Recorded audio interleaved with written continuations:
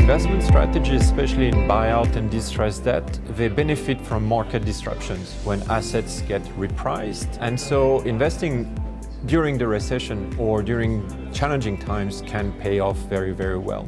It's a conviction-based skin in the game. We invest our own capital in every single investment.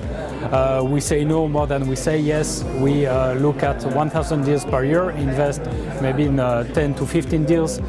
You are very close to the investment as such, so our investors, they can as well visit our ships. Everyone has skin in the games.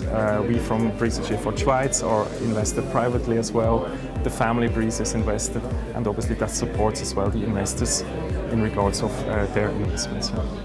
So I think it's a great opportunity to invest right now. So obviously interest rates are going up, and this is reflected in the loans that we are making to our borrowers.